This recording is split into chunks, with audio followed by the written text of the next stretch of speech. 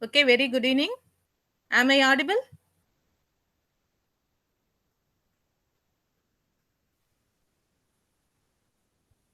Students, am I audible, ma?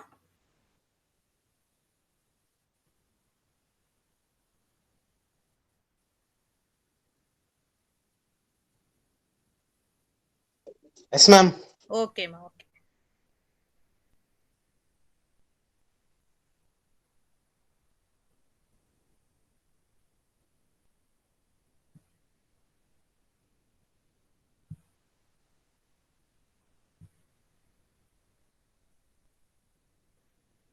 So, good evening to all.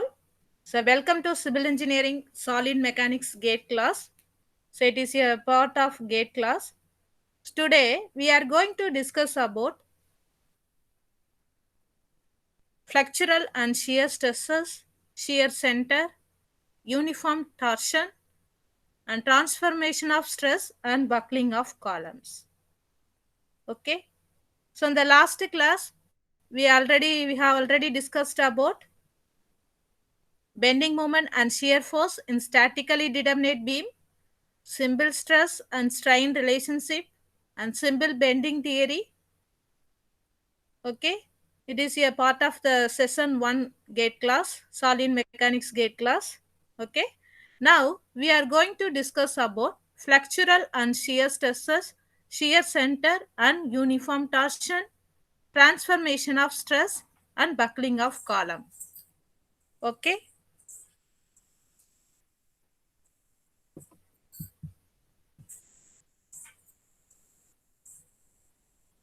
Okay.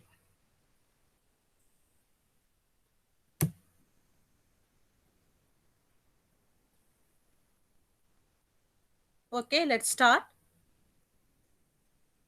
Torsion. So, what do you mean by torsion?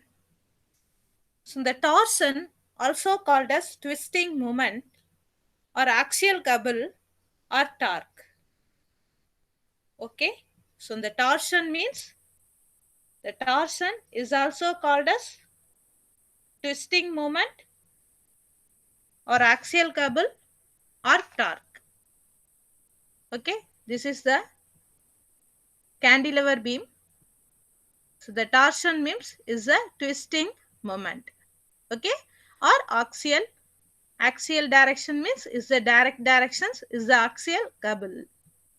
Okay, so the features shows the solid soft. So the T means is the torque. Okay, so torsion about axis clockwise. So clockwise means you will take the positive sign. Suppose anti-clockwise sign means you will take the negative signs. Suppose what is mean by pure torsion?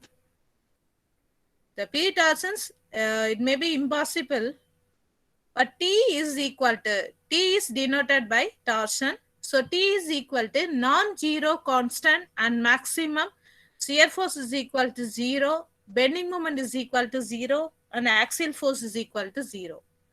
So pure torsion means the torsion T is equal to non-zero constant and maximum shear force is equal to 0 and bending moment is equal to 0, then axial force is equal to 0.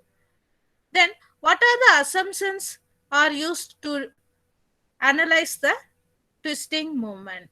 Okay, what are the assumptions? The first one is Euler-Bernoulli's theory.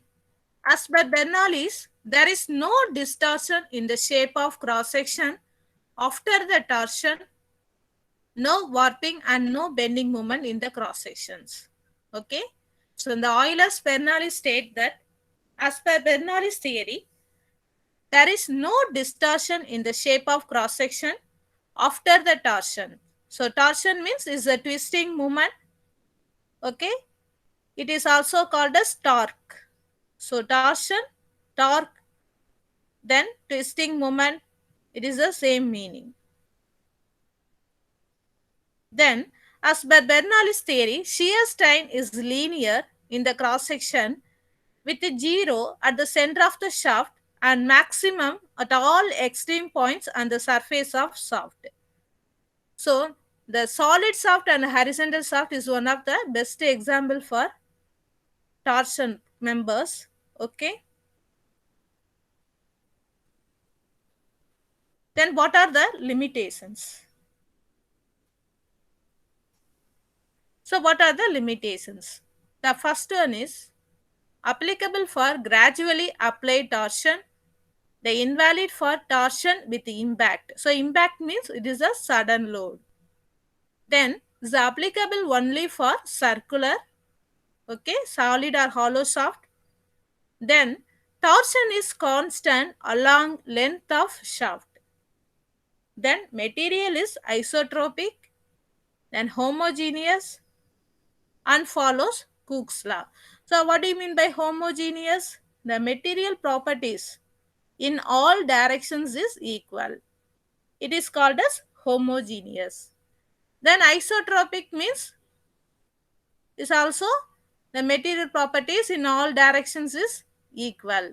It have the same Young's modulus value and Poisson's ratio value. Okay. Then and follows the Cook's law. So Cook's law means the stress is directly proportional to strain within elastic limit. It is called as Cook's law. Okay. The stress is directly proportional to strain within elastic limit. It is called as Cook's law. Then the fourth one is radius remains straight after torsion. So radius remains straight after torsion means it is called as no distortion in the cross-sectional area. Okay. The figure shows the distorted shape of shaft, solid shaft. Okay. Then fifth point is the torsion applied must be within proportionality limit. Okay. So the proportionality limit means it follows the Cook's law. So the Cook's law means the stress is directly proportional to strain within elastic limit is called as Cook's law. Then is the very important formula, torsion equations. Okay. So write the formula for torsion equations means T divided by J is equal to G theta divided by L is equal to tau divided by R. Okay, this formula is used to determine the torsional shear stress and polar moment of inertia, then angle of twist, okay, then torsion, then radial distance, okay. So don't forget this formula. It is very important equation. Is the torsional equations. T divided by J is equal to C theta. C or G is the shear modulus. Okay. So G means is the shear modulus. Then theta divided by L is equal to tau divided by R. So T means torsion. Okay. So T means is the torsion. J means is the polar moment of inertia. Okay, listen here. Please don't confuse T and tau. Okay. So T means torsion. Tau means shear stress. Please don't forget. So T means is the torsion. Tau. Tau means torsional shear stresses. So unit Newton per mm square. So the formula is T divided by J is equal to G theta divided by L is equal to tau divided by R. Okay. J is the polar moment of inertia. For example, IP plastic moment of inertia is equal to Ix plus Iy. So what is the unit of polar moment of inertia? Mm power 4. Then angle of twist. Okay, it is expressed in radians. Then tau is the torsional shear stress, is the indirect shear stress. Okay, because torsion produces the shear stress. So it is tau is called as torsional shear stress. Then small r. The small r is the radial distance from center of the shaft. Is the radial distance. okay, or centroidal distance. Then G. G is the shear modulus or modulus of rigidity. So this equation is valid only for circular shaft, both solid and hollow. Okay. So mainly this torsional equation is used to determine the shear stress, angle of twist, torsion, length of the shaft. Okay. L means is the length of the shaft. Okay. So this formula is not valid for composite shaft made of different material, because this torsional assumptions, it obey the isotropic. The material should be isotropic and homogeneous. Okay, and then another one is very important formula. Tau directly proportional to small r.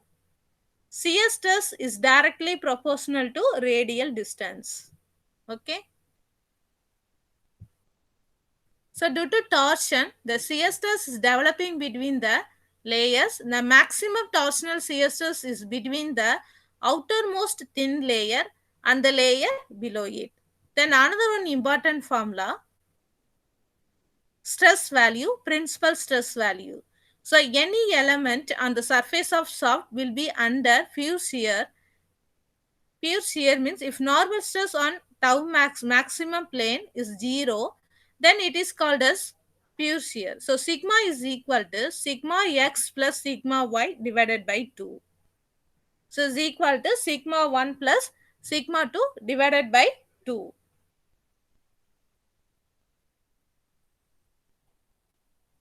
Then another one is very important formula.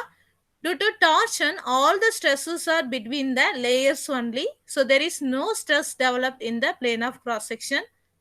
Okay. The first equation is the torsional equation and second one equation is the flexural equations.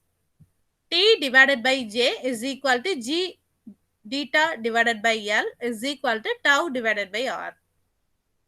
Then M divided by I is equal to capital E divided by R is equal to F divided by Y. It is the flexural equations. So M mean for bending moment or moment of resistance.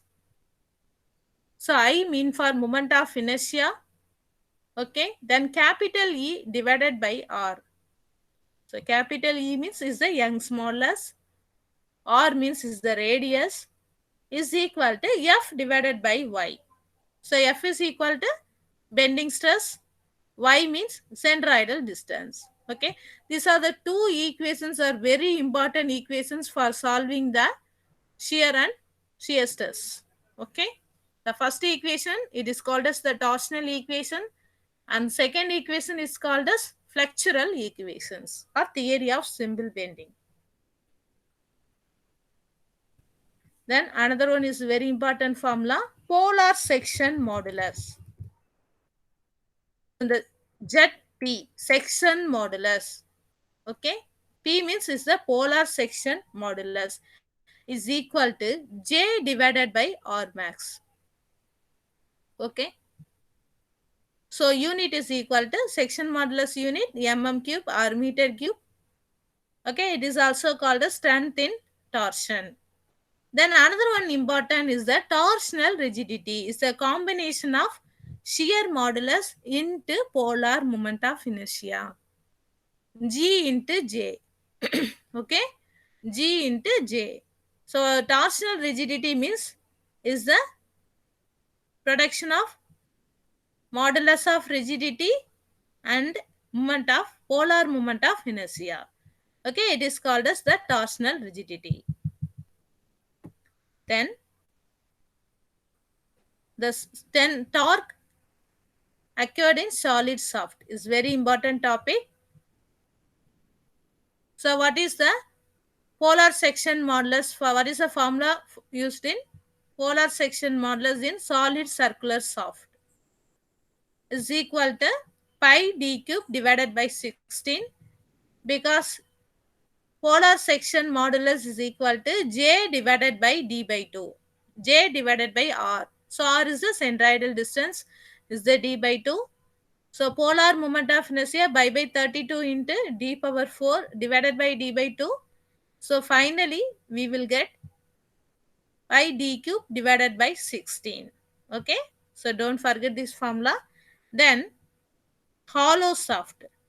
So the hollow soft means it have two different diameters. So one is the outer diameter and the another one is the inner diameter. That's right.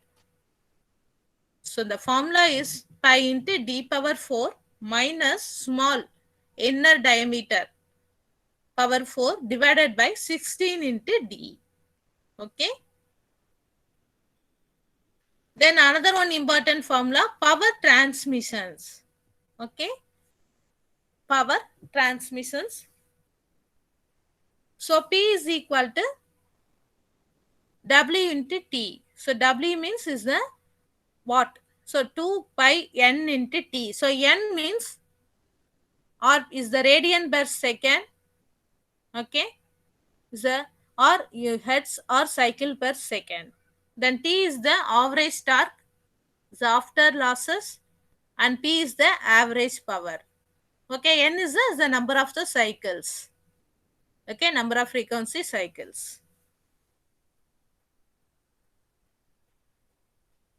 It's very important conversions.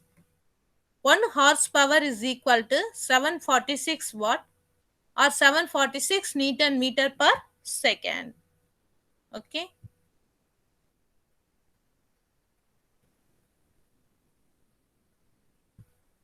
Then arrangement of shaft. Suppose the circular solid shafts are arranged in series conditions means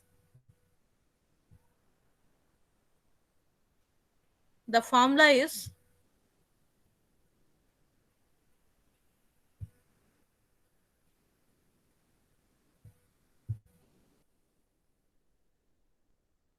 okay, is the rotation because torsion is the twisting moment. Okay.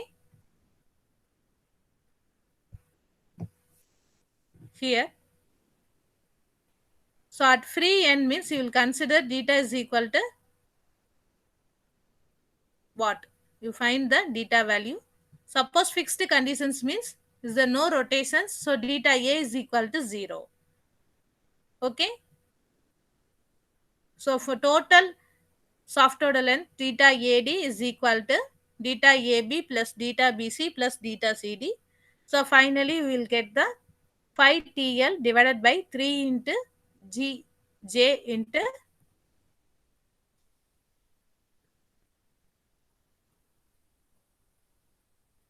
then suppose the shafts are connected in parallel conditions means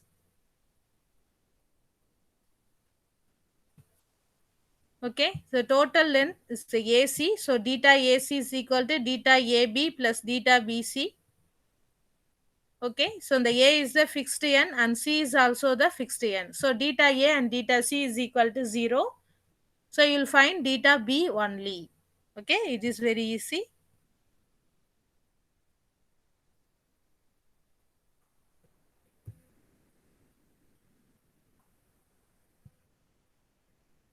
Okay, next topic is shear stress.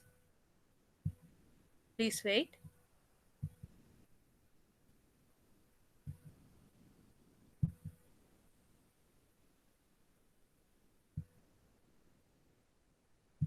So these are the formulas are very important. Torsional equations. Okay. Then polar moment of inertia, section modulus formula.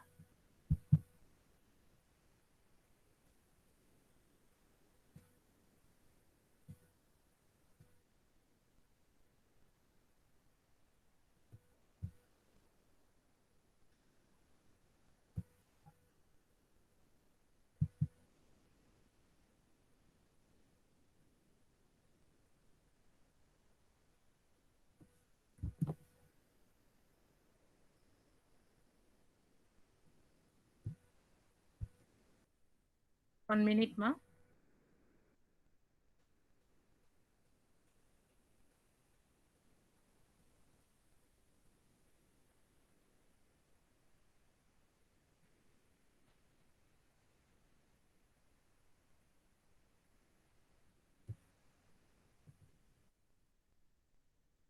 Okay. Next topic is shear stress in beams. Okay. is the flexural shear stress, is the indirect shear stress due to bending action in a beam. Okay, pure shear means shear force is equal to non-zero constant and maximum bending moment is equal to 0. Then for example, deep beam, depth is greater than 750 mm, so the bending moment is almost ignored. Okay, okay, see this figure. The left end simply supported, the right side end is the roller support. Okay, the couple is acting on the beam. That is a formula for shear force, M divided by L. Okay, this picture shows the shear stress distribution of rectangular beams. So the beam is the rectangular beam. The circular shape is called as the parabola. It is called as the shear stress distribution. So in a beam, the loading will be in the transverse direction, which causes the layers of the beam move one over the other in the axial or longitudinal direction. So the critical shear stress in a beam is in axial direct of beam only. First you know the shear means is the sliding force. Okay, is the sliding force. The stress occurred due to shear means it is called as shear stress. Okay. So in balance this year, a complementary shear stress of equal magnitude and opposite in direction that develops on vertical plane as shown in figure. So what is the basic formula for shear stress? Okay, is very important. So the formula is equal to tau is equal to V into A into Y bar divided by I into B. So V means is the shear force at cross section due to vertical or transverse loading. Okay, already you know very well. V means is the shear force. Okay, what is the formula? The tau x is equal to Va y bar divided by I into B. So V is the shear force at a cross section due to the vertical or transverse loading. So A means is the area. Okay, is the area of the section. Capital A means is the area of the section. Then Y bar. So the Y bar is the centroidal distance. Is the distance to centroid of area from neutral axis. Okay, then I. I is the moment of inertia. So the moment of the entire cross section area. Then B is the width of the cross sections. So it is the basic shear stress formula. Then another one is the average shear stress. Okay. This formula is used to solve the different problems.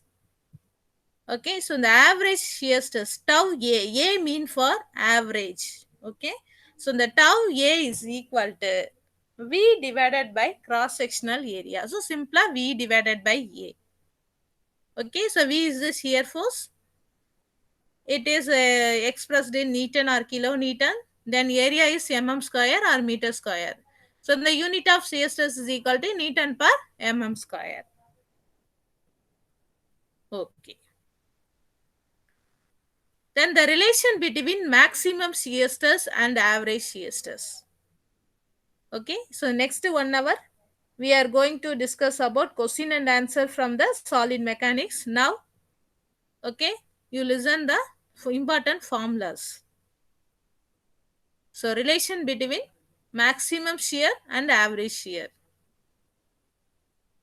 Okay, first one is the rectangular or square section means the ratio between maximum shear stress and average shear stress is equal to 1.5. Okay, listen here. So the ratio between maximum shear stress to average shear stress is equal to 1.5 for rectangular and square sections. So for example, what is the maximum shear stress formula? VAY bar divided by I into B. So is the rectangular sections. So area is equal to, so breadth into D by 2 and Y bar is equal to D by 4. Okay. Then divided by I, BD cube divided by 12 into B. Okay, so total depth is equal to D. Okay. So the ratio between maximum shear stress to the average shear stress is equal to 3 by 2. So it's equal to 1.5. The next one is the circular section.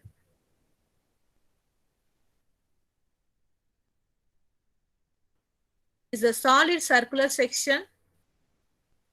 The ratio of maximum shear stress to the average shear stress is equal to 4 divided by 3.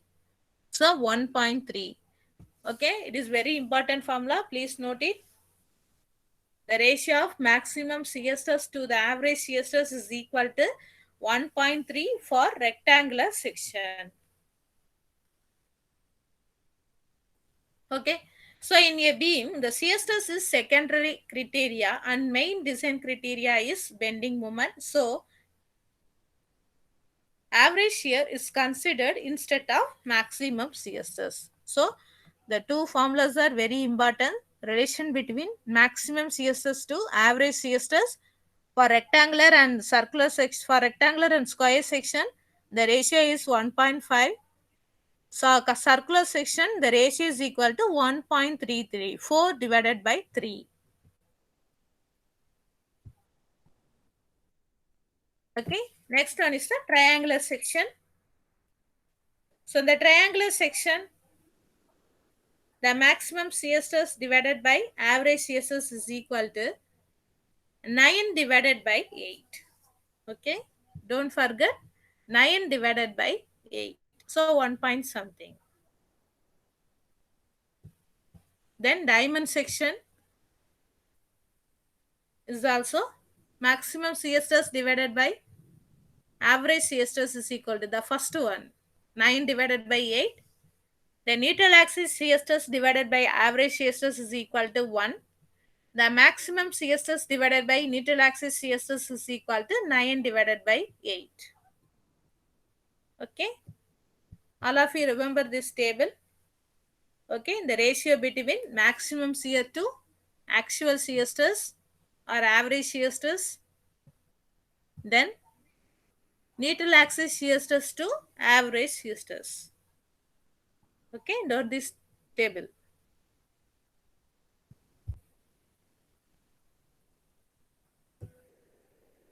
Next one is the flanged beams. So in flanged beams, the maximum shear stress is taken by web. The maximum bending stress is taken by flange. Okay. So in the flanged beam means it is, for example, T beam, I beam, C beam, L beam. Okay. Box sections. Okay. It is called as the flanged beam. So flange means the horizontal portion of the member, it is called as flange, and vertical member is called as web. Okay, is it clear? So in flanged beams, the maximum shear stress is taken by web and maximum bending stress is taken by flange. Okay.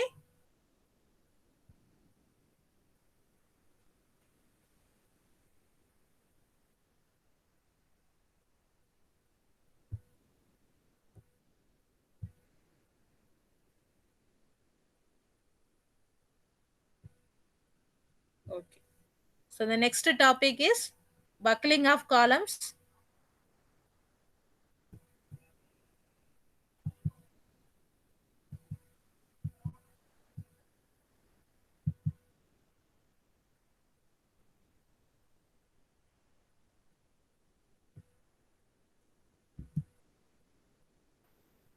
So column is the compression member.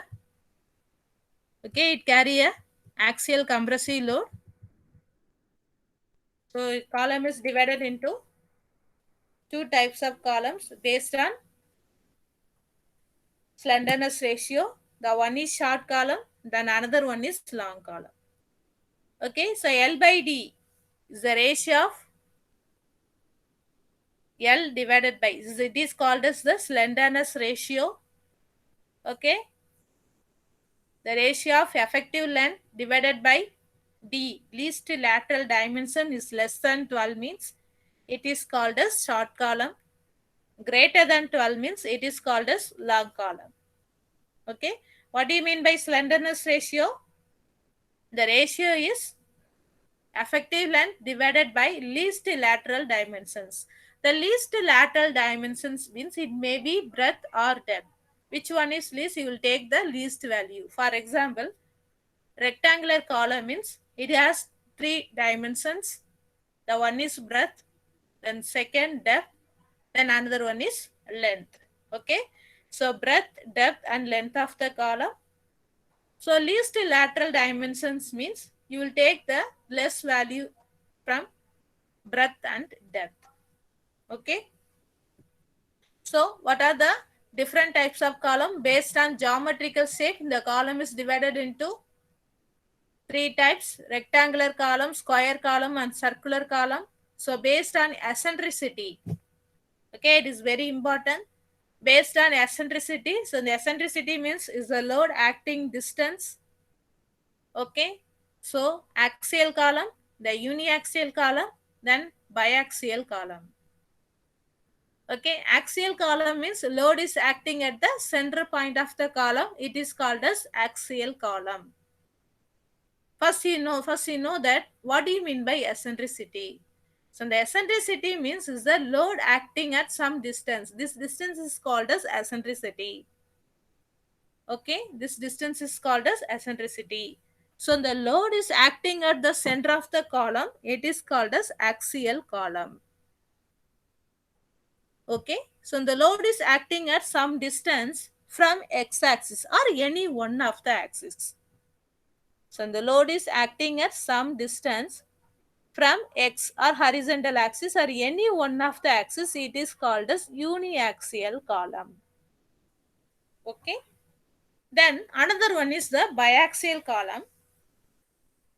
So the biaxial column means the load is acting at some distance from both axes, x and y axis. It means biaxial column. Okay, so the axial means load acting at the center point. Then uniaxial means load acting at some distance from x axis. Then biaxial column means load is acting at some distance from both x and y axis. Okay, it is called as biaxial column. Then based on slenderness ratio, first one is short column, then another one is long column. Okay, now the short column, it fails suddenly by crushing failure. Crushing means is the brittle. Okay, so crushing failure. So now how to calculate the column load or crushing load or compressive load? PC is equal to sigma into A, stress into area. Okay, then how to calculate the safe load for the column? P is equal to crushing load divided by factor of safety. Okay, so divided by factor of safety. The another one is very important formula. PU is equal to, PU means is the ultimate load is equal to column load plus PSC is the shear load. Okay, shear force is carried by the column. So PC is equal to 0.4 FCK, then AC, area of column, plus 0.67 FY ASC. This formula is available from IS 456 codebook. Okay, note this point. Then safe working load is equal to P is equal to ultimate load divided by factor of safety.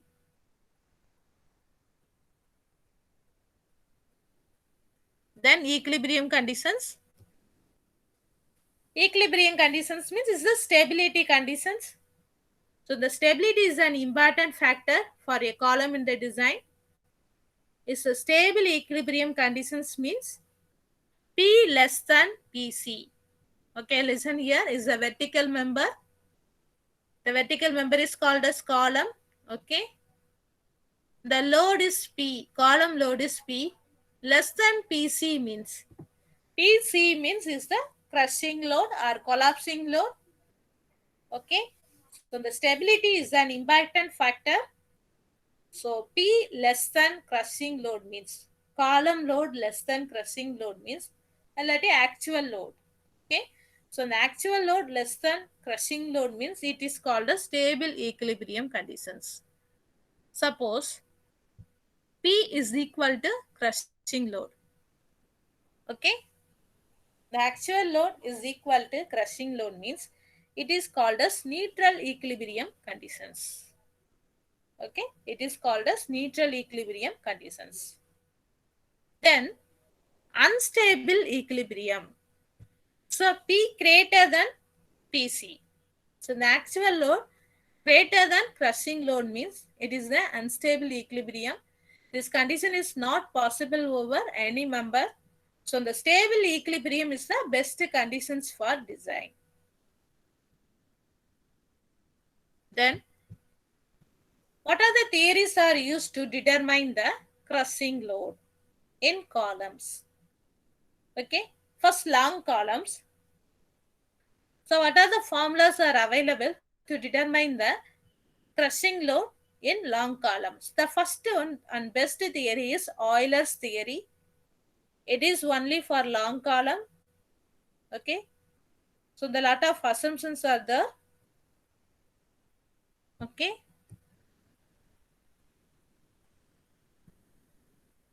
So the formula is PE is equal to, so Euler's load. PE means Euler's load is equal to pi square EI divided by L square. So E is the young, capital E is the Young's modulus, and I is the moment of inertia. Then L is the effective length. Okay. This is the formula for used to determine the crushing load or cracking load in long columns. It is PE means it is the Euler load. Then what is the formula for safe load? Euler's load, PE divided by factor of safety. Okay. Then it is very important. The lot of support conditions. The first, all of you refer this figure. The first one, both ends hinged. Okay. The first figure, both ends hinged condition. So you will take the column length. For example, here in this formula, PE is equal to pi square EI divided by L square. So suppose L is the common formula for all support conditions. Okay. This formula is common formula for all support conditions. Suppose your column is both ends fixed or one end fixed and the other end free. Okay, you will substitute the different length value. Okay, all of you note down it. So the first figure, it is the both ends hinged conditions. So small l is equal to capital L. Okay, you will take the given problem value, and second one is that one end fixed and the other end hinged. Okay, the second figure, one end fixed and the other end hinged conditions. So L is equal to capital L divided by root of 2. Okay, L divided by root of 2. Then third figure, both ends fixed conditions. Okay, both ends fixed conditions. So the small l is equal to capital L divided by 2. Okay, ma. The last figure here, one end fixed and the other end no support, so other end free support. Okay, so one end fixed and the other end free means small l is equal to 2l. Okay, ma. So the Euler load is directly proportional to 1 divided by L square.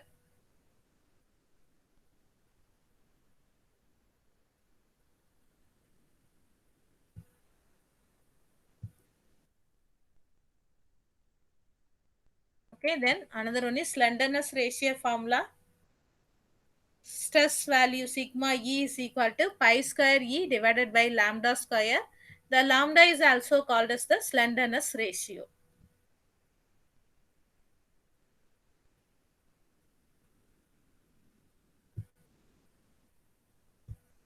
Okay. So then slenderness ratio values from the above equations, the slenderness ratio at which,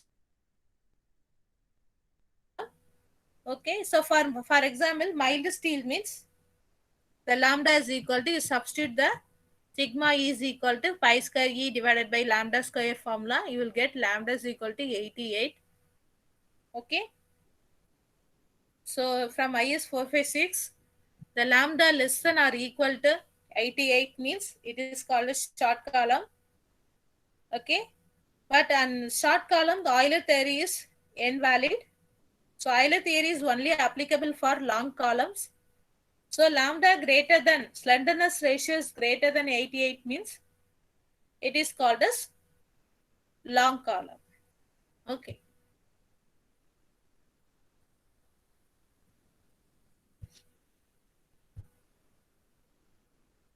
Okay.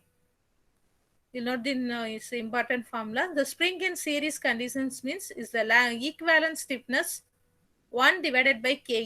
Ke means it is the equivalent stiffness is equal to 1 by K1 plus 1 by K2 plus 1 by K3. Suppose the springs are connected in parallel conditions means equivalent stiffness is equal to K1 plus K2 plus K3.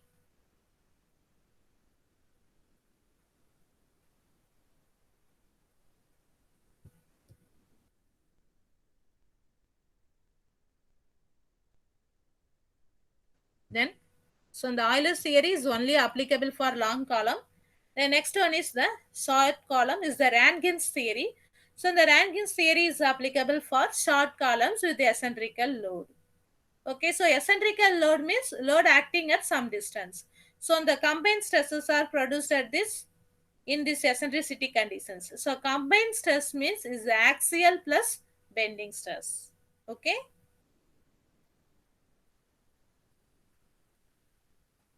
So resultant stress, it is a combined stress is also called as resultant stress, sigma R. So the sigma R is equal to sigma D, direct stress. So direct stress means load by area. So P divided by A plus or minus then F. F means is the bending stress, M divided by Z. So the section modulus is equal to I divided by Y.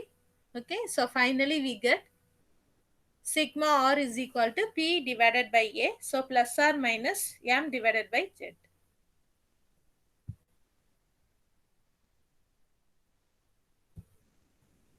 Then the limiting eccentricity for no tension means E maximum is equal to D by 6 eccentricity along x-axis.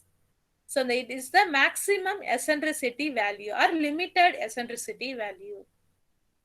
Okay. So in eccentricity along y-axis, the maximum value is equal to B by 6. Okay, another one is very important rule, middle third rule. Okay, middle third rule. As long as the column load is in the middle third zone, there is no tension to column cross sections. Okay, this is applicable for square and rectangular only.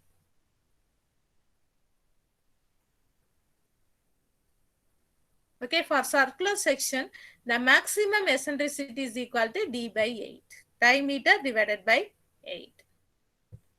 Suppose for hollow section means the maximum eccentricity is equal to D capital D square plus small d square divided by 8D.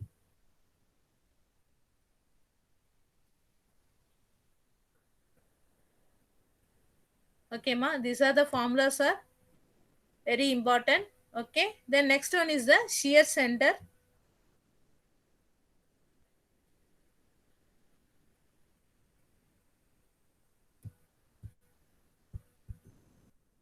So what do you mean by shear center? In case of unsymmetrical sections, okay, with respect to loading axis, the torsion develop apart from shear force and bending moment even though the load passed through the centroid. Okay, the shear center is applicable for thin walled section or light gauge sections. Okay, light gauge section, you already know that in design of steel structures, if the load is applied through, okay, here refer this drawing, applied through centroidal means there will be no torsion in the cross section. Okay, so however bending moment and shear force will be acting over the sections. Then shear center formula. small e is equal to b square h square t divided by 4 into I. So I is the moment of inertia, b is the breadth, h is the depth or height, t is the thickness. For example, channel sections, it is called as like as sections. Okay, this formula, it is very important. Okay, ma. Now we are going to discuss about questions and answer from the solid mechanics subject.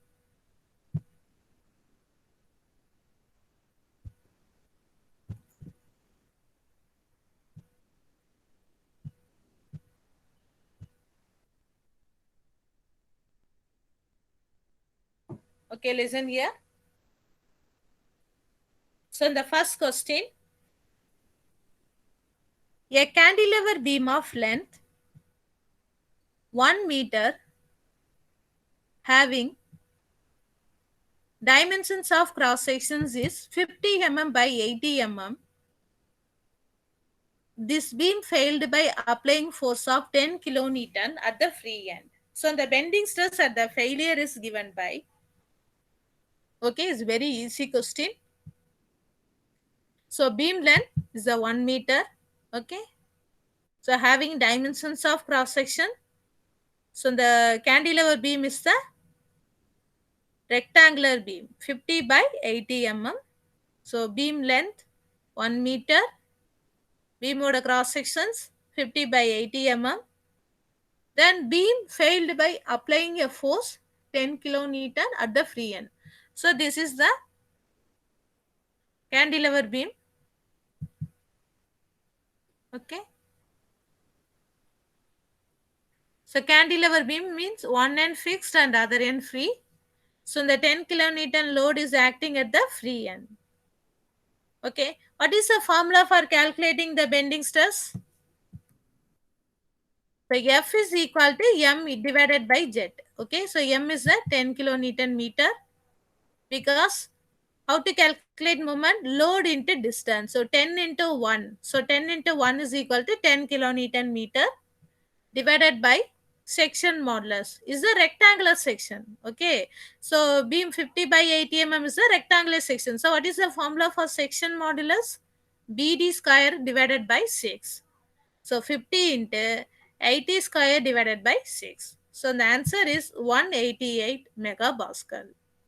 So megapascal means Newton per mm square. Okay, it is a very easy question. Bending stress is equal to m divided moment divided by section modulus. Okay. Then next question. A circular beam is subject to a maximum shear force of 50 kilonewton. The corresponding maximum shear stress being 5 megapascal. So the diameter of the beam is equal to, okay. Okay, all of you listen here. It is a circular beam section.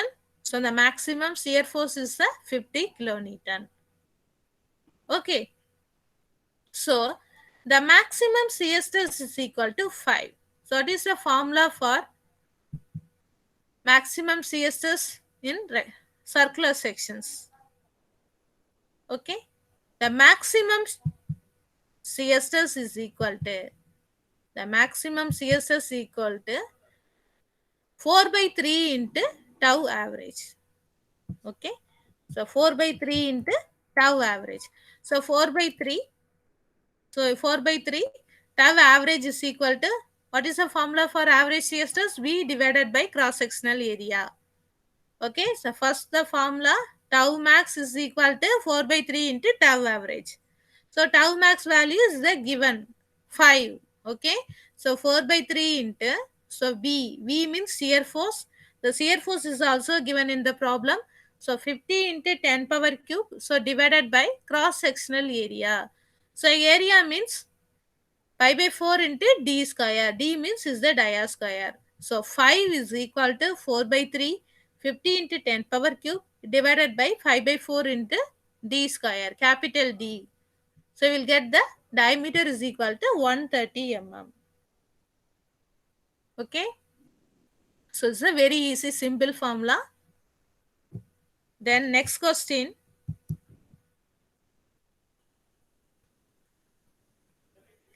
A shaft is of 50 diameter. If the allowable shear stress of the material is 50 megapascal, find the maximum twisting moment that can be applied to a shaft. Okay, it is given in the problem. Okay, then shear stress tau value is equal to 50 megapascal. Okay, then what is the formula for twisting moment?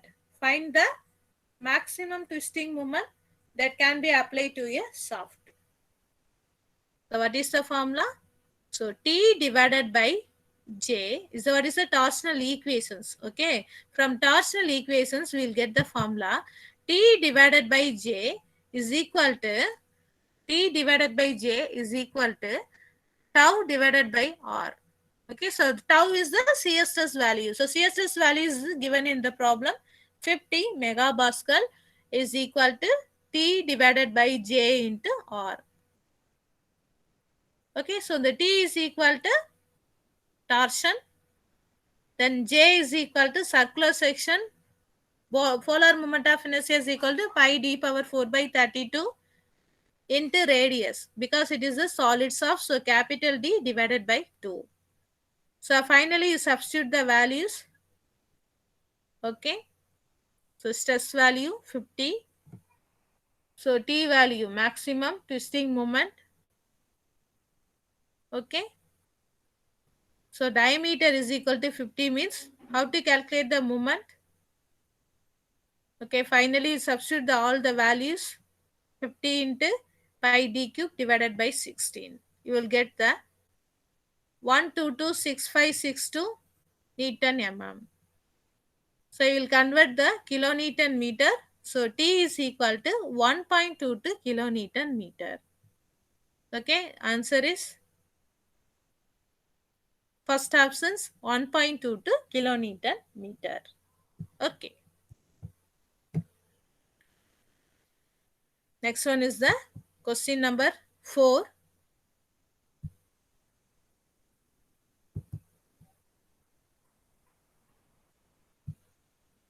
Okay, assume both the beams made with the same material and have same section modulus. Okay, listen here. Assume both the beams made with same material have same section modulus. So find the ratio of maximum flexural stress in a beam 1 to beam 2. Okay, so the first beam is the triangular load beam. Then another one is, so the first diagram, beam 1 is the triangular beam. Okay, uniformly varying load. How to calculate the moment? First you calculate the total load. So in beam 1, the total load is equal to half into breadth into half BH. Okay, so half into W into L is the total load. Then how to calculate the moment? M1. So the M1 is equal to, so first you calculate the reactions. Okay, total load is equal to half into WL means the reaction at A and B. The reaction A is the WL by 4. Okay. Then reaction at B also WL by 4. Okay.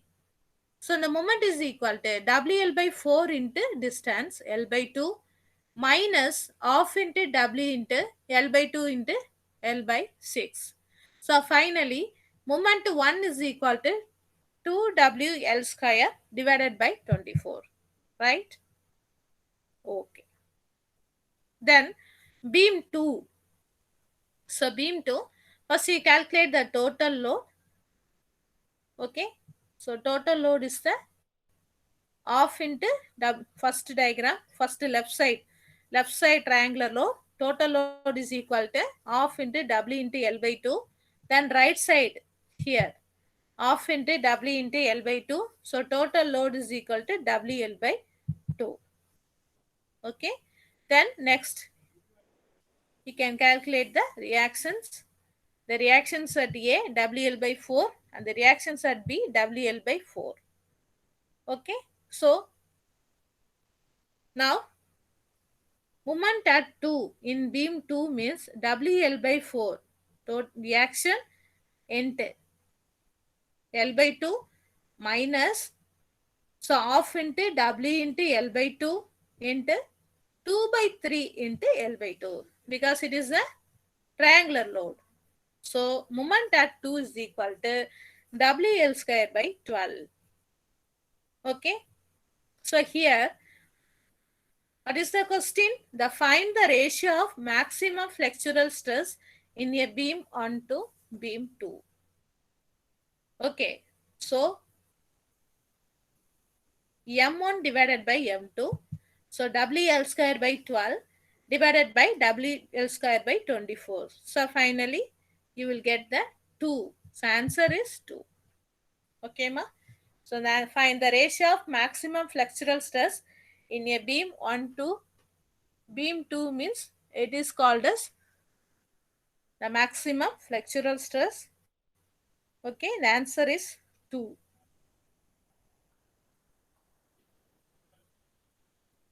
Okay. The next question, question number 5.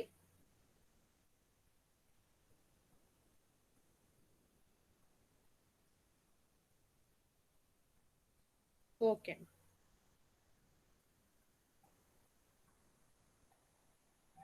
A triangular cantilever beam. All of you listen here. So beam shape, beam cross section is the triangular. Is it right? Okay, is the cantilever beam. So in the cantilever beam subjected to UDL is the uniformly distributed load as shown in the figure. Okay. So the beam, cantilever beam, but it is the triangular shape. Okay. Look like this. So what is the ratio of maximum compressive stress to maximum tensile stress? Okay.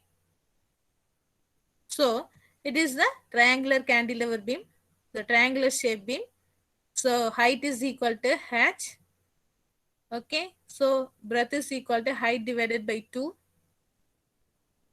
Okay. Then compression zones, the depth is called as 2h. The bottom zone is the compression zone. Okay.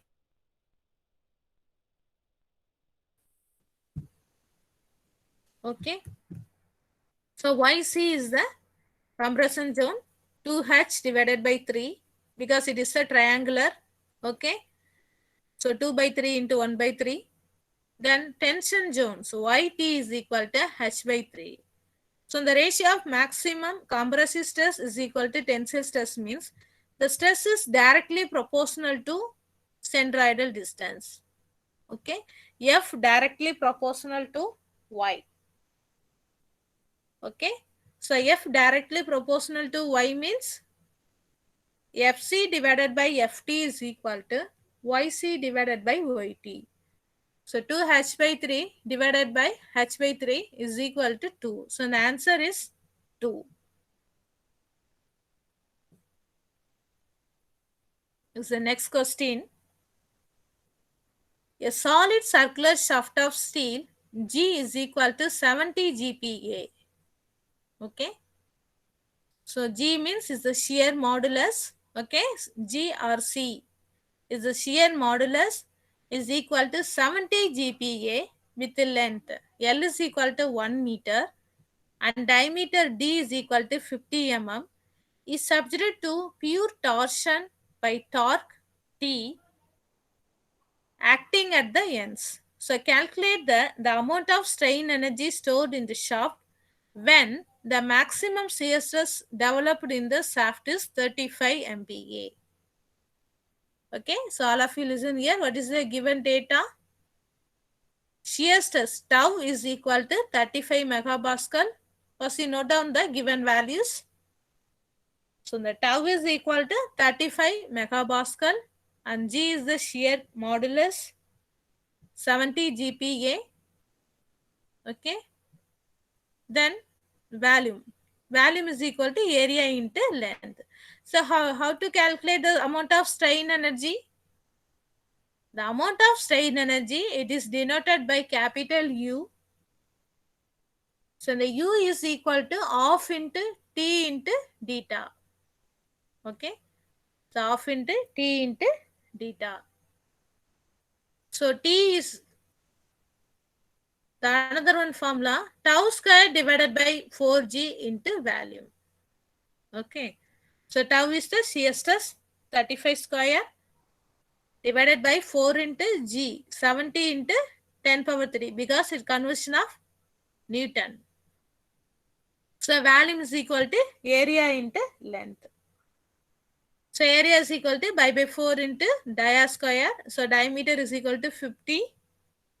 So pi by 4 into 50 square into length. So length is equal to 1000. So the answer is 8.6 Newton meter. Okay. So the answer is 8.6 Newton meter. Is the next question. If the diameter of a shaft subject to torque alone is doubled, then horsepower P can be increased to. Okay.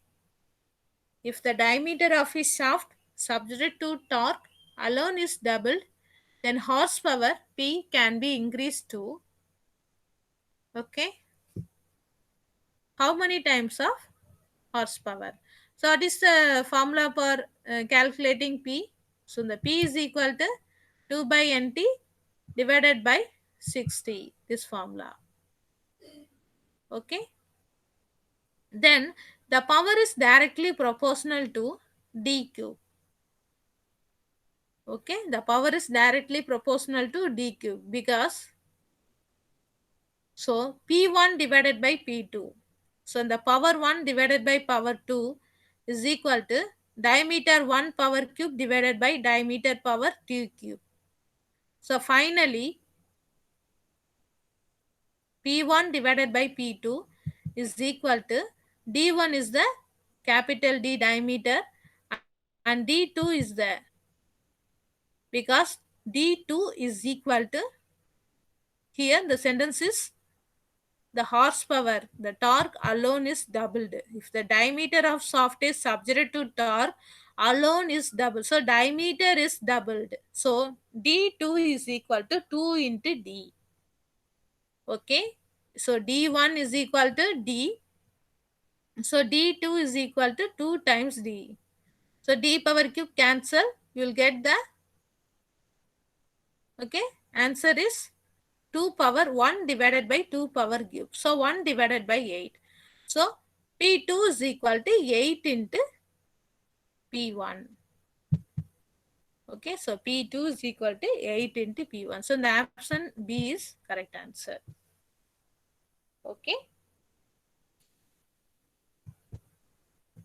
Then the next question. The T section of the beam is shown in the figure.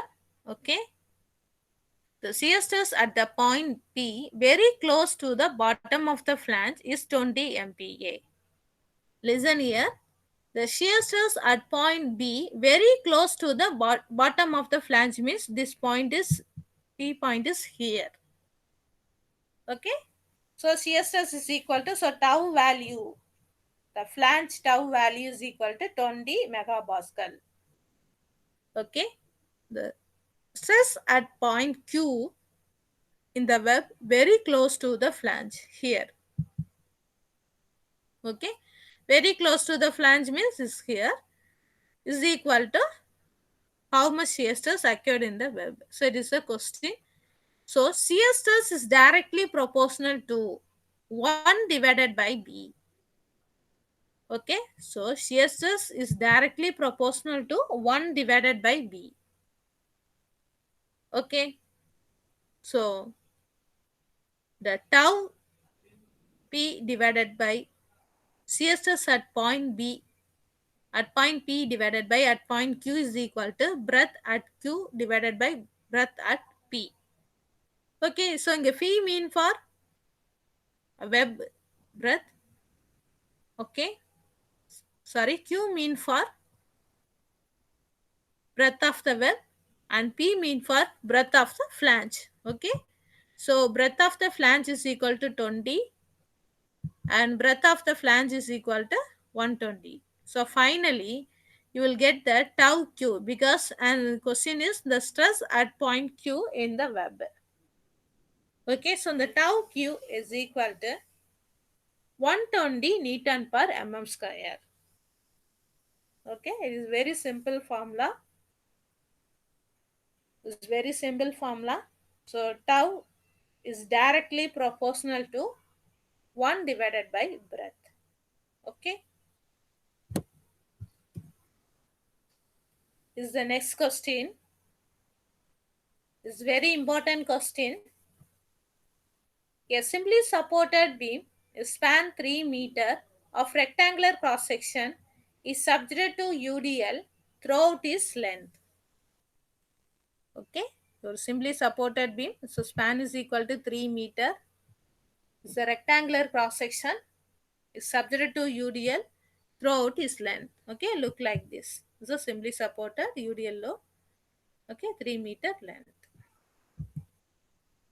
Okay, if the ratio of maximum normal stress to maximum transverse shear stress in the beam is 10. Okay, so tau maximum divided by tau normal maximum transverse shear stress is equal to 10. Okay, so F max divided by F max means is a normal stress and transverse stress means is the tau. So maximum normal stress means is the bending stress and maximum transverse shear stress means is the tau. So the F max divided by tau max is equal to, okay, here. So the F max divided by tau max is equal to 10 is the given data. Okay, what is the formula for F max? So F max is equal to M divided by Z. M means is the moment of inertia, Z means is the section modulus. So moment for UDL load simply supported means bending moment is equal to WL square by 8. Then section modulus for rectangular sections BD square by 6. Okay. Then maximum CSS formula for rectangular section 1.5 average CSS or 3 by 2 into tau average. Okay. So 3 by 2 into tau average. So 3 by 2 into, so V divided by cross sectional area. So V is equal to WL by 2. Okay, V means shear force is the WL by 2. And cross sectional area means rectangular beam, but the cross sectional area breadth into depth. Okay, so the tau max is equal to 3 by 2 into WL by 2 divided by BD. So here F max. So the maximum normal stress means is the maximum bending stress and maximum transverse shear stress means it is the tau max. So the tau max is equal to 3 by 2 into tau average. Okay, so the tau max is equal to 3 by 2 into WL by 2 divided by BD. So that is the question. The depth of cross section is. Okay, so the ratio is given. The F max divided by tau max is equal to 10. Substitute the values and you will get the depth of the cross sections is equal to 300 mm. Okay, so depth of the cross section is 300 mm. Is the next question. So the bending stress distribution in a beam subject to zagging in zone is figure. The permissible stress in tension and compression are 70 megapascal and 120 megapascal respectively. Okay, so the permissible stress in tension. So tension means stress value is equal to 70 megapascal or 70 Newton per mm square. So the compression stress means So 120 megapascal. Okay. So I, moment of inertia, and 6 into 10 power 5 mm power 4. So determine the beam strength. First you know that beam strength is nothing but the moment of resistance. Okay. So how to calculate the moment of resistance? The relation between, okay, bending stress and moment of resistance. The F is equal to, is very important formula. So the F is equal to M divided by Z. So F is equal to, is given data. So compression means is the 120 megapascal. So substitute the values. So 120 into I divided by Y. Okay. Z is Jackson modulus is the ratio of I divided by Y. Okay. Is equal to M. So what is the I value? 6 into 10 power 5 divided by Y is equal to 60 mm. Refer this drawing. Okay. The top zone is the compression zone and bottom zone is the tensile zone. Okay. So Y is equal to, Y compression is equal to 60, Y tension is equal to 30 mm. Okay, you substitute the values. Finally, you will get 120 into I 6 into 10 power 5. So divided by Y compression 60 is equal to M means, so M is equal to 1200, okay, Newton meter. Okay, so from compression stress formula, you will get 1200 Newton meter. Okay, then, so another one stress is given in this problem. Tensile stress is equal to 70 megapascal. Okay, so the same formula is used to determine the beam strength, tensile strength. It is the tensile strength. So the tensile stress is equal to 70 here. So M divided by Z. So I divided by Y. So I is the same value for tensile and compression zone. So I is equal to 6 into 10 power 5 divided by Y tension. So tensile zone depth Y is equal to 30 mm. Okay. So finally you will get M is equal to 1400 Newton meter. So from compressive stress consideration, so M is equal to 1200 Newton meter. Okay. Then from tensile stress considerations, the moment of resistance is equal to 1400 Newton meter. So take the least one value. Okay, take minimum value. So the beam strength means is the moment of resistance. Okay, so which one is least? 1200 Newton meter. So option B is correct answer. Okay,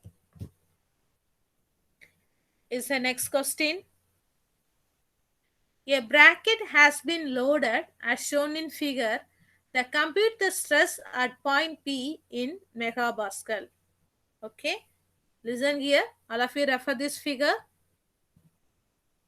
This is the L shape section or bracket sections. Okay, this is the rectangular shape. Okay, the first sections 50 into 100 mm. Okay, it's a rectangular section 50 into 100. Then how to calculate the moment? Load into distance. Okay, load into distance. So the load is equal to 500 Newton. So load is equal to 500 Newton. So distance, length. The refer this first drawing. The given length is equal to 1 meter. Okay. So 500 into 1.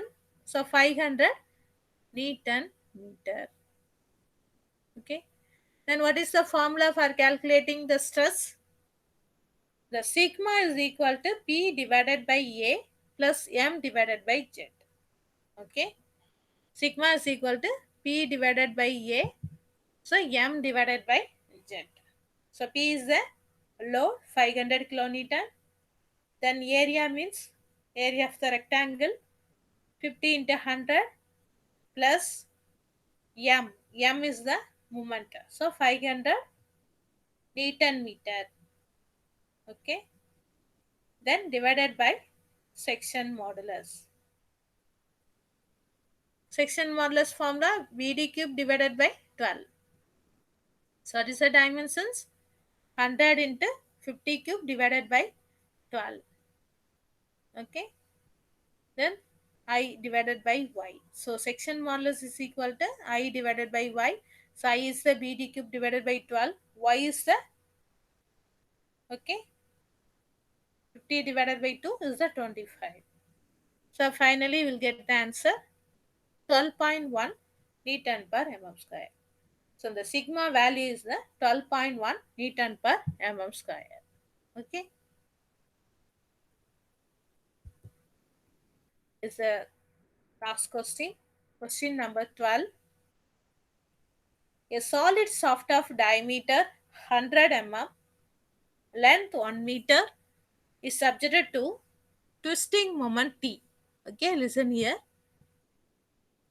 So diameter 100 mm and length 1 meter is subject to a twisting moment T. So the maximum shear stress developed in the shaft is 60 MPa. Okay. So the maximum shear stress is equal to 60 megapascal. Okay. A hole of 50 mm dia is now drilled through the length of the shaft. So solid shaft of the diameter 100 mm. A hole of 50 mm dia is now drilled. Okay, is now drilled through the length of the shaft. So to develop a maximum shear stress of 60 megapascal. So in the hollow shaft. So the torque T must be reduced by. Okay. So diameter also the decreasing. Okay. A hole of 50 mm dia is now drilled through the length of the shaft. Okay. So the first one is the a solid shaft. A solid shaft, this drawing, a solid shaft of diameter 100 mm, length 1 meter is subject to a twisting moment. So the maximum shear stress developed in the shaft is 60. Then another one, a hole of 50 mm dia is now drilled through the length of the shaft. So it is a hollow shaft. This is the second drawing. Okay, this is the second drawing, is the hollow shaft. So 50. So what is the diameter of the hollow shaft? 50 mm. Okay, inner dia 100, inner dia 50, outer dia 100.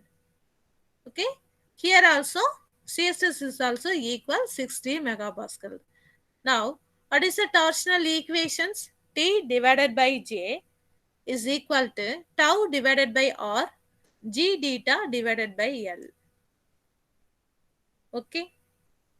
Now, shear stress tau, okay, shear stress tau is equal to T by J into R. Okay, T into R divided by J. T means torsion, R is the radius, J is the polar moment of inertia. Okay, J by R is equal to plastic or polar section modulus.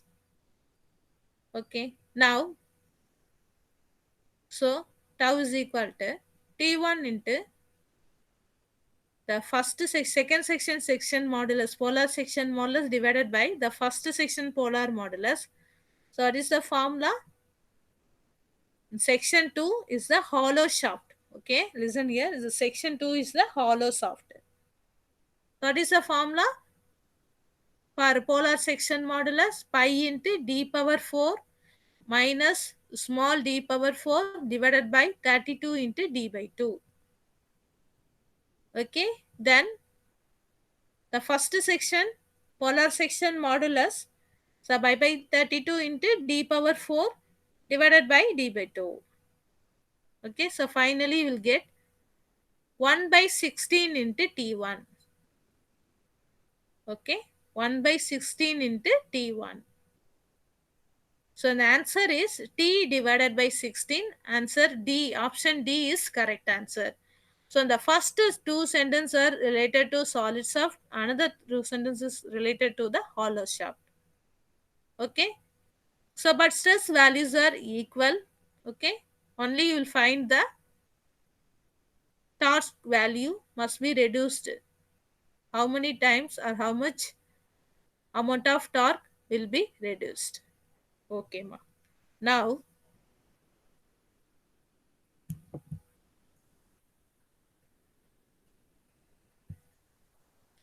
any doubt?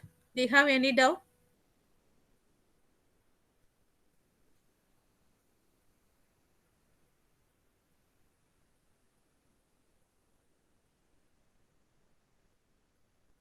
Okay.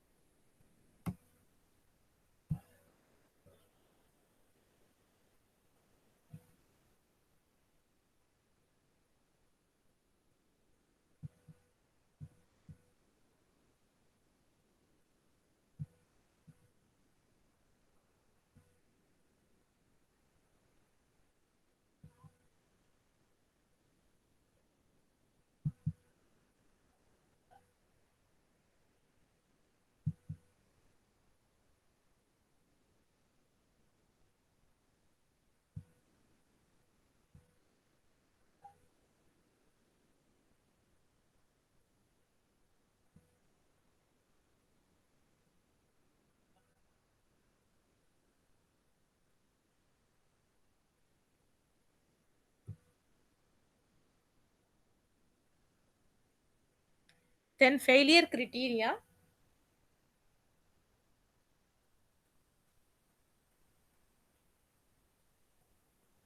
So the ductile shaft means is the no failure in horizontal directions due to large area to resist the shear and length and diameter. So failure occurs a vertical cut. So brittle shaft means it weak in tension.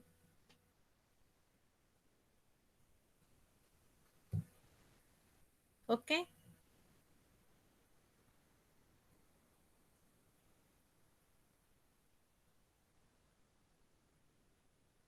1 minute ma.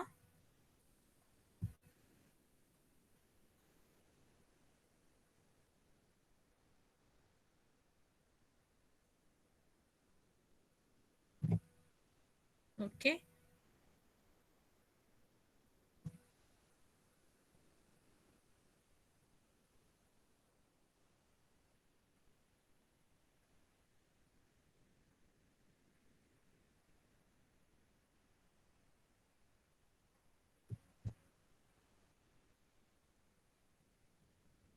Okay. Next topic is the unsymmetrical bending or biaxial or skew bending. If a member is subject to a load not passing through the symmetrical axis but passes through the centroid caused unsymmetrical bending. Okay, so the unsymmetrical bending means is a biaxial bending or skew bending. Okay, so the unsymmetrical bending means if a member is subject to a load not passing through the symmetrical axis but passes through the centroid caused unsymmetrical bending. That is called as the unsymmetrical bending. So the load or force is not passing through the centroid of cross section that causes torsion. Okay. Then resultant stress at any point xy in the cross sections means the sigma r is equal to mx divided by ix into y plus my divided by iy into x. So moment in x-axis divided by moment of inertia in x-axis into centroidal distance. Okay. Then how to calculate the neutral axis? Okay, so assume a point Q on neutral axis. The resultant stress at Q is equal to 0.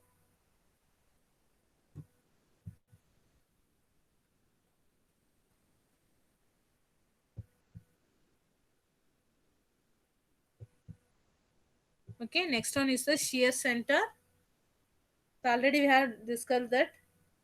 In case of unsymmetrical sections with the respective loading axis, the torsion develops apart from shear force and bending moment, even though the load passed through the centroid. Okay. For example, in channel section, it is a light cast section. If the load is applied through shear center, there will be no torsion in the cross sections. So, however, bending moment and shear force will be acting over the section. So, shear center is applicable for thin walled sections or light cast sections. Okay.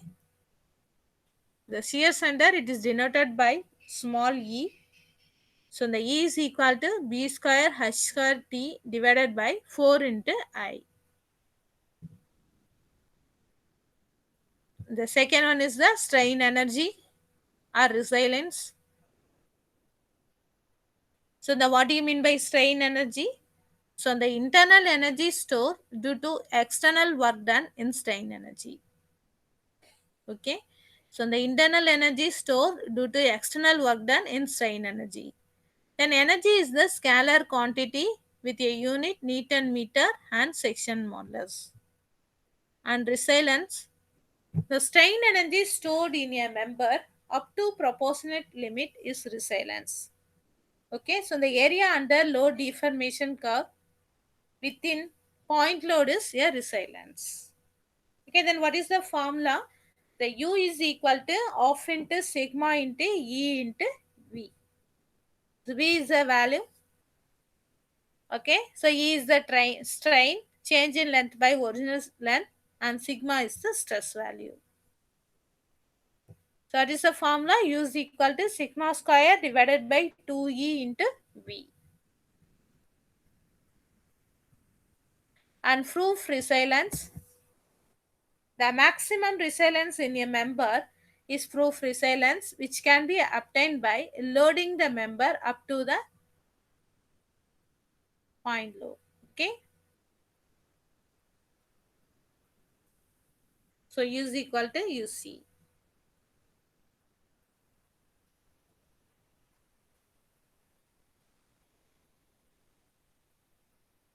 Then toughness. The maximum strain energy observed by a member at failure is toughness. Okay.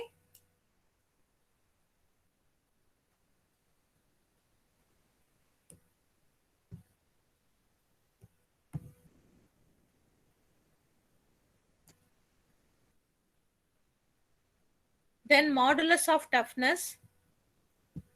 The toughness per unit volume or area under stress strain curve up to failure is called modulus of toughness. Okay.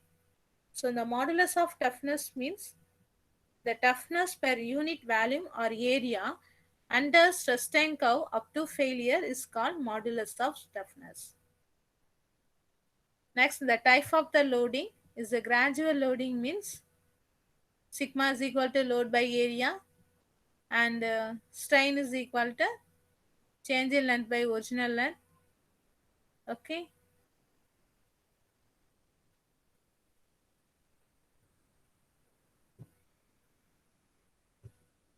Then various forms of strain energy. So bending strain energy means U is equal to integration of m square dx divided by 2ei is equal to f square divided by 2e into volume.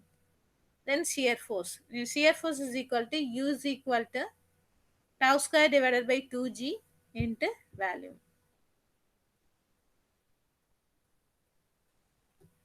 Then last one is the volumetric stress. The U is equal to sigma square divided by 2k into value. Okay. So today class, we are going to discuss some question and answer from the solid mechanics subject. Okay. The questions and the more questions are taken from solid soft, circular soft formulas. Okay. Then torsional equations and theory of simple bending equations. Okay. Okay, ma.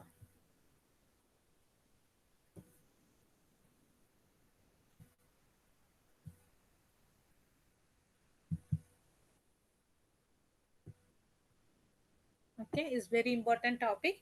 It's the point of contraflexure. Okay, so the point where maximum bending moment changes sign or curvature of the beam reverse its directions or change the sign from plus to minus. Okay, so the point of contraflexure. One bending moment is equal to 0 or change the sign or positive to negative or negative to positive.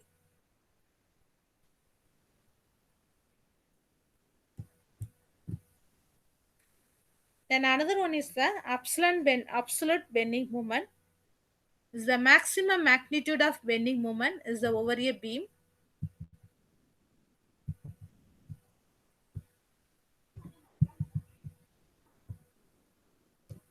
Okay, is the maximum magnitude of bending moment over a beam.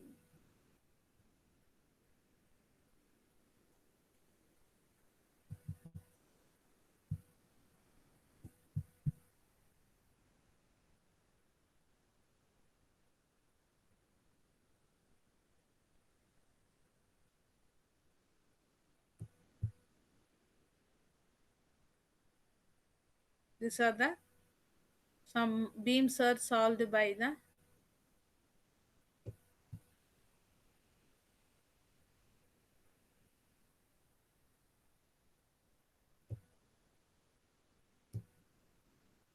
okay. Next one is deflection and slope. So the displacement of a point from initial position to final positions on elastic wave is called deflections. So the deflections means the change in position of point. It is called as the deflections. Okay, is it clear? Then another one is slope. The angle between tangents drawn to the initial point and final point on the elastic waves, it is called as slope. Okay, the slope means is the change in rotation of point. The deflection means the change in position of point. Slope means change in rotation of points. Okay. Then Macaulay's double integrations method is the Euler's curvature equations. Okay. Finally, EI d square y by dx square is equal to m into x. Okay. Is the final equations.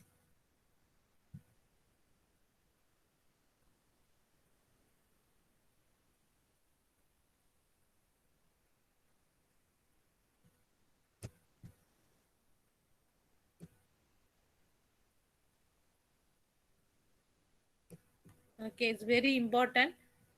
Please take down the notes. The relations. The y mean for deflection and dy by dx for slope and d square y by dx square for curvature are 1 divided by capital R is equal to m divided by ei. D power cube y divided by dx cube is equal to dm divided by dx and d power y divided by dx cube is equal to df divided by dx. Okay. So the y means deflection and dy by dx means slope. Power square means is the curvature. Power cube means is the force. Power 4 means is the load. Okay. Power cube means stress.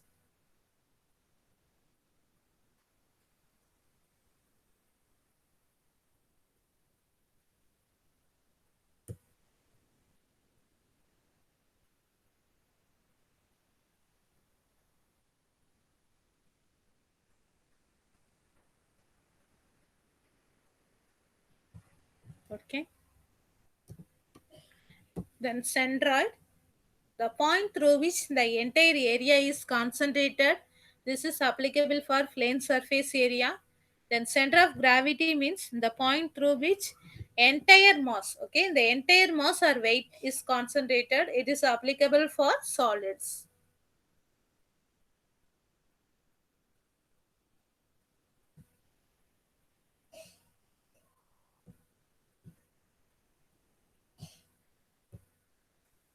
So in the area, moment of inertia, the resistance of a member against externally applied moment is moment of inertia. Okay, so the possible moments in a member are bending moments and twisting moments.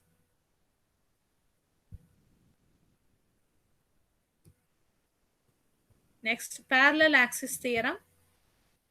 So the parallel axis theorem means Ix is equal to Ixc plus Ay square. The least moment of inertia of a given area will be with respect to centroidal axis. Okay. Then perpendicular axis theorem. The moment of inertia about a perpendicular axis to the plane of area is polar moment of inertia. Okay. So the perpendicular axis theorem states that Iz is equal to integration dA into x square plus y square.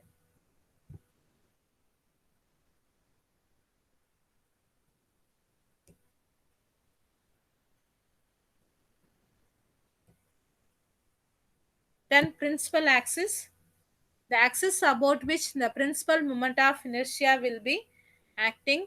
So about this axis, the product of inertia is 0. They are symmetrical axis.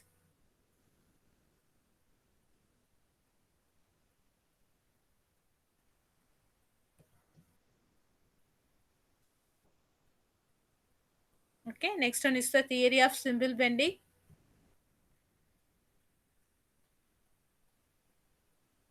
Okay, this is the flexural equations or bending equations. E divided by R is equal to M divided by I is equal to F divided by Y. So R is the radius of curvature, E is the Young's modulus, and M is the moment of resistance, I is the moment of inertia, then F is the bending stress, and Y is the linear distance from neutral axis. Okay, so it is very important equations. Don't forget it. It's the flexural equations or theory of simple bending.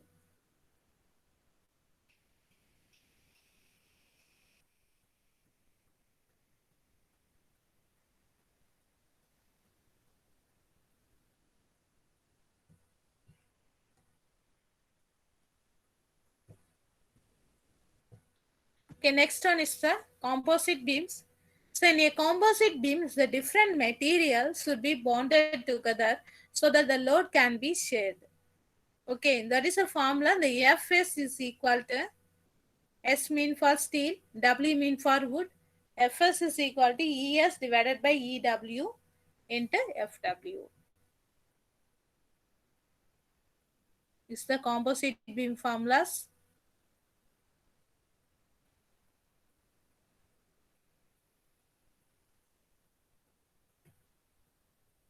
Okay, ma. That's all, ma. So then session 3 class, we will discuss remaining topics.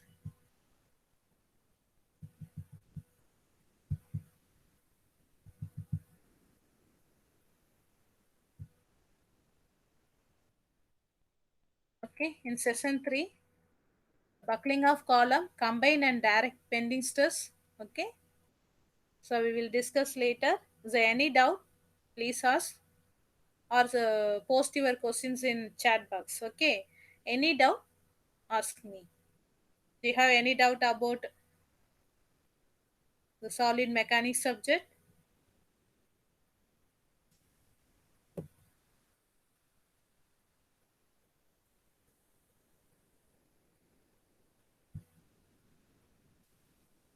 Everything is clear?